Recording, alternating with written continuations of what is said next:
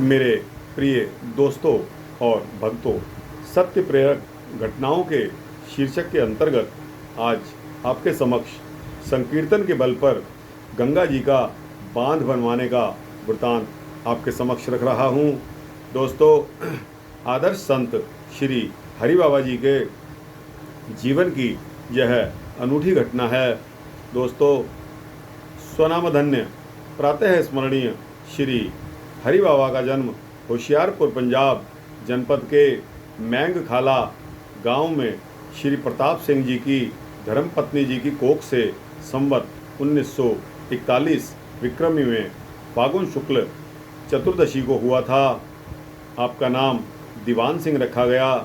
4 वर्ष की अवस्था में आपको पूज्य गुरुदेव श्री संत सच्चिदानंद जी महाराजा का आशीर्वाद प्राप्त हो चुका था। फिर असार संसार के माया जाल में आप कैसे फंसते। आपकी माध्यमिक शिक्षा होशियारपुर में पूर्ण हुई तो पिता ने डॉक्टरी शिक्षा के लिए लाहौर कॉलेज में प्रविष्ट करा दिया, किंतु आप तो काम क्रोधादिक व्याधियों पर विजय प्राप्त कर सहस्त्रों नर नारियों को श्री भगवत नाम का अमृत का पान कराकर उनका परम मंगल संपादन करने आए थे। फिर स्वाभाविक ही विदेशी वेशभूषा और विदेशी भाषा से आपसे छूट गई। माता पिता ने विवाह की लालसा प्रकट की तो स्पष्ट शब्दों में आपने अस्वीकार करते हुए कह दिया कि मैं संसार के झंझटों में फंसने के लिए नहीं आया हूँ। भगवत प्रेम की तन्मयता के कारण आपने घर छोड़ दिया और अपने गुरु के आश्रम पर पहुँचे।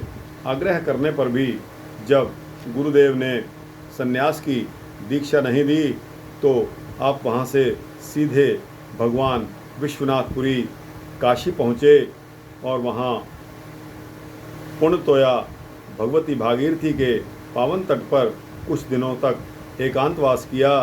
कुछ ही दिनों के अंत में विरक्ति बाह्य रूप से वस्त्रों को प्रकट हो गई। जब आप पुनः अपने गुरु चरणों में उपस्थित हुए तो उन्होंने अपने परम विरक्त शिष्य को स्वतः प्रकाश नाम से संबोधित किया और आगे चलकर आपका यही नाम प्रसिद्ध हो गया। किंतु कुछ दिनों के पश्चात श्री हरि का अखंड यशोगान करने के कारण श्री हरि बाबा के नाम से आपकी ख्याति हो गई और अब तक उन्हें सभी लोग इसी नाम से जानते हैं। आपने कुछ दिनों के अनंतर गुरु आश्रम छोड़ दिया और स्वतंत्र रूप से विचरण करने लगे।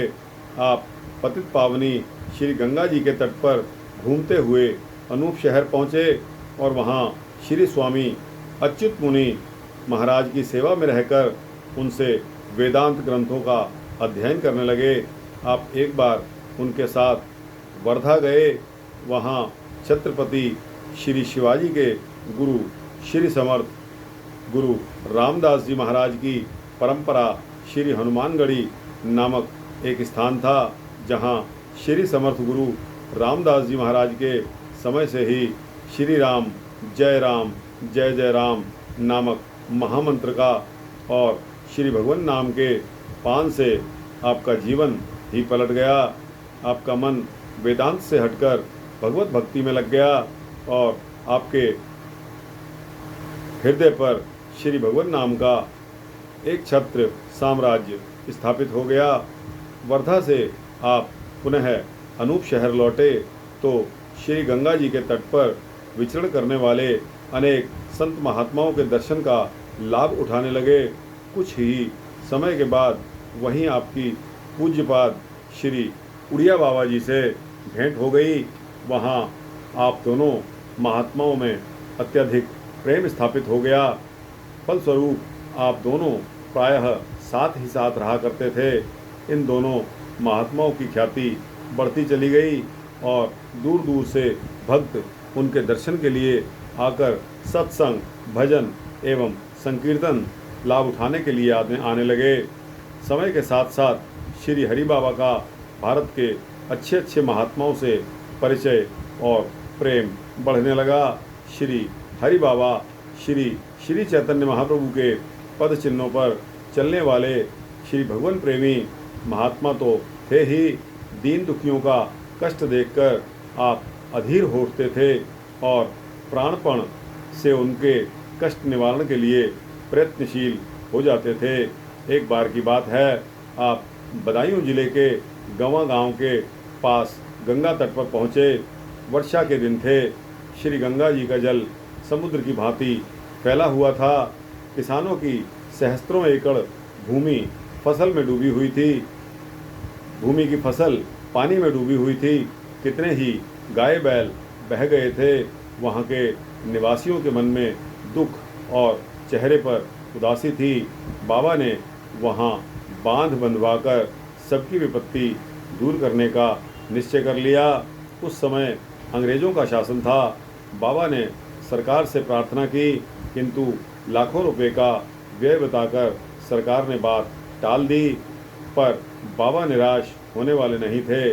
बड़े ही साहसी और कर्मठ व्यक्ति थे। हरि बोल श्री भगवान नाम का घोष बाबा ने स्वयं फावड़ा उठाया और टोकरी ली। फिर तो कहना ही क्या था। सहस्त्रों स्त्री पुरुष फावड़े और टोकरियां लेकर बाबा जी के साथ बांध बांधने के लिए मिट्टी फेंकने लगे।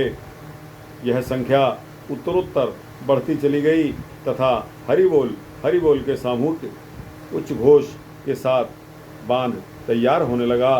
कुछ समय बाद तो कितने ही इंजीनियरों ने स्वेच्छापूर्वक उक्त निर्माण के लिए अपनी निःशुल्क सेवाएं समर्पित कर दी। बांध तैयार होता और श्री भगवान नाम का कीर्तन होता जाता। इस प्रकार वर्षा के पूर्व ही उक्त बांध बनकर तैयार हो गया। मनुष्य ही नहीं, पशुओं का भी कष्ट मिट गया। कहते हैं इस बांध के निर्माण में दीन दुखी, रोगी, लंगड़े, लूले आदि जिसने हरि बोल बोलते हुए मिट्टी फेंकी, उन सबकी कामनाएं पूरी हुई और सहस्त्रों नर नारियों का हरि बोल की ध्वनि करते हुए श्रमदान का दृश्य भी अभूतपूर्व था, जो कभी कहीं देखने को नहीं आया। हरि बाबा सबसे आगे सिर पर मिट्टी की टोकरी रखे दौड़ते हुए और उच्च स्वर में बोलते हुए हरि बोल उसी दयालु कर्मठ एवं भगवान नाम के उपासक संत के नाम पर उक्त बांध का नाम हरि बाबा का बांध पड़ गया। बांध निर्मित हो जाने पर बाबा ने वहीं विशाल संकीर्तन भवन एवं संतों के लिए कुटिया का निर्माण कराया। कई मंदिर भी बनवाए। उक्त पवित्र भूमि पर बाबा ने अनेक महोत्सव तथा कथा कीर्तन एवं सत्संग का आयोजन किया। रासलीला एवं रामलीला होने लगी। हरि बोल का कीर्तन एवं नगारे की ध्वनि दूर तक फैलने लगी। उक्त स्थल परम पावन तीर्थ बन गया और दूर दूर से सहस्त्राधिक व्यक्ति प्रतिदिन आकर स्नान, मंदिर में पूजन, संत दर्शन एवं कथा कीर्तन से लाभान्वित होने लगे। बाबा ने प्रायः सभी प्रख्यात महात्माओं एवं कथावाचकों को वहां आमंत्रित किया। उस समय वहां का बृहन जन समुदाय गांजा, भांग और शराब ही नहीं, अंडे तथा मांस मछली सभी कुछ सेवन करता था। इतना ही नहीं, चोरी आदि कुकर्म भी करते थे। बाबा उनके चारित्रिक पतन से बहुत दुखी थे। उन्होंने उन्हें बहुत समझाया। कथा कीर्तन एवं सत्संग में आने से कितने ही लोगों ने दुर्व्यसन दूर हो गए, किंतु जब बाबा के किसी भी प्रयत्न से कुछ लोगों ने मांस मदिरा त्याग नहीं किया, तब बाबा उनके लिए बड़े दुखी और चिंतित हुए। कोई मार्ग न देखकर वे अनशन पर बैठ गए। इस प्रकार उन लोगों का विवशतः दुर्व्यसन से मुक्त होना पड़ा। इस तरह प्रत्येक रीति से श्री हरि बाबा जनता जनार्दन के सुख ही नहीं, लौकिक एवं परलौकिक अभ्युदय के लिए भी निरंतर सजग और सचेष्ट रहते थे। वे दीन दुखियों के कष्ट निवारण के लिए सदा तत्पर रहते थे। सनातन धर्म में श्री हरि बाबा की अद्भुत निष्ठा थी। वे श्री मन महाप्रभु श्री चैतन्य महाप्रभु के भगवान श्री राधा कृष्ण का अवतार मानते तथा श्री महाप्रभु की लीला भी गाया करते। आपके यहाँ जब भी रासलीला या रामलीला होती, आप अत्यंत श्रद्धा से श्री ठाकुर जी को पुष्पहार पहनाते एवं चरणों में साष्टांग दंडवत करते, और जब तक रासलीला या रामलीला होती, आप खड़े खड़े बड़े ही श्रद्धा एवं प्रेम से स्वरूप पर चवर डुलाया करते, पंखा जला करते।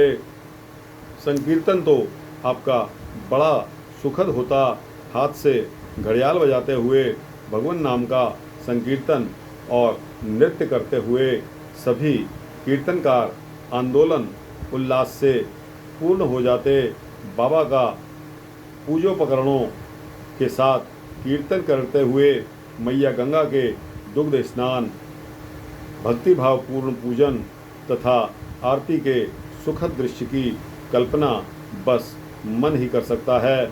ग्रामवासियों पर कोई विपत्ति आ जाती या कोई अपना दुखड़ा रोता तो बाबा कहते, भैया तुम्हारे किसी पाप से गंगा मैया प्रसन्न नहीं हैं, अतएव तुमसे अब से तुम पाप ना करने का संकल्प ले लो, तुम्हें संतुष्टि मिल जाएगी। माता गंगा का पूजन करो एवं उन्हें गो दुग्ध की धार चढ़ाओ, माँ प्रसन्न हो जाएंगी और तुम्हारी विपत्ति भी दूर हो जाएगी। पुण्य एक जग महु नहीं दूजा, मन क्रम वचन विप्र पद पूजा। मानस की इस अर्धली का आप अक्षरशः पालन करते, ब्राह्मणों की पूजा एवं उन्हें आदर सम्मान दिए बिना बाबा रह नहीं सकते थे। विप्र पद पूजा जैसे उनका स्वभाव ही था। ब्राह्मण कथावाचक की पूजा कर आप सदा ही व्यासासन से नीचे बैठकर बड़ी श्रद्धा और भक्ति से कथा तथा उपदेश श्रवण करते। मान सम्मान एवं प्रतिष्ठा से दूर रहकर दूसरों को सम्मान देते। आपकी दृष्टि में कोई छोटा बड़ा नहीं था, फिर भी आप बड़े कहलाने वाले व्यक्तियों से अधिक बचने का प्रयास करते। उनकी ओर से नेत्र भी नहीं उठाते थे। कामिनी और कंजन से दूर रहने वाले बाबा जहाँ इतने सरल सदय एवं भक्तवदक थे, वहीं वे दंभ एवं पाखंड नहीं सहते थे। चेला चेली बनाना भी उन्हें पसंद नहीं था। एक स्त्री के दीक्षा लेने पर, प्रार्थना करने पर आपने तुरंत उत्तर दिया, माँ मुझे ही पता नहीं कि मेरा कल्याण होगा या नहीं, फिर मैं तुम्हारा या अन्य किसी का दायित्व किस प्रकार ले सकता हूँ। बाबा श्री कृष्ण, श्री राम, श्री दुर्गा और गणेश आदि विभिन्न देवताओं में भेद नहीं मानते थे। वे सबका पूजन एवं सबकी स्तुति करते थे। सब में एक ही पारब्रह्म परमेश्वर को मानते थे। यद्यपि वे श्री चैतन्य महाप्रभु को विशेष रूप से मानते थे और इससे श्री कृष्ण नाम संकीर्तन एवं रासलीला आदि करते कराते थे। आप रहते तो थे श्री कृष्ण आश्रम वृंदावन में, किंतु होशियारपुर में अपने गुरु स्थान में भी एक सुंदर मंदिर बनवाया था और उसमें बड़े ही आदर एवं सम्मान पूर्वक गुरु ग्रंथ साहब की स्थापना कराई थी। आप वहाँ भी ठहरा करते थे। अपने अंतिम समय में बाबा रुग्ण रहने लगे थे। चिकित्सा के सभी प्रयत्न विफल होते गए। दिनांक 31 दिसंबर 1969 ईस्वी को श्री आनंदमयी माँ आपको अपने साथ बाबा विश्वनाथ की मोक्षदायिनीपुरी काशी में अपने आश्रम में ले गई और वहीं आपने दिनांक 3 जनवरी सन 1970 की रात्रि में 1:40 पर श्री गोलोक धाम की यात्रा की। उस समय वहाँ श्री भगवान नाम कीर्तन चल रहा था। तो दोस्तों, यह है महान आत्माओं द्वारा अपने शरीर को त्यागना। दोस्तों, यह वृतांत बड़ा ही मनोहारी, सुंदर एवं आकर्षक रहा। संकीर्तन के बल पर गंगा जी का बांध बनवाना, मंदिरों का निर्माण करवाना, लोगों के कुकर्मों को छुड़वाना, लोगों के नशा इत्यादि कार्यों को छुड़वाना, यह साधारण व्यक्ति का काम नहीं होता। इसमें बहुत ही तपस्या और त्याग की ज़रूरत होती है। हर किसी को अपना दिखाकर बनना पड़ता है। दोस्तों, यह वृतांत कैसा लगा? अगर अच्छा लगा हो तो इसको लाइक और शेयर करके अपने जैसे दोस्तों भक्तों को अवश्य भेजें और इसको सब्सक्राइब करके चैनल को इसी तरह के भक्ति वृतांत लेते रहें, पाते रहें। आप भी सुनिए, औरों को भी सुनाइए, अपना परोपकार करिए, दूसरों का भी परोपकार करिए। जय श्री कृष्ण, जय श्री राधे, जय श्री राम, जय श्री सीताराम।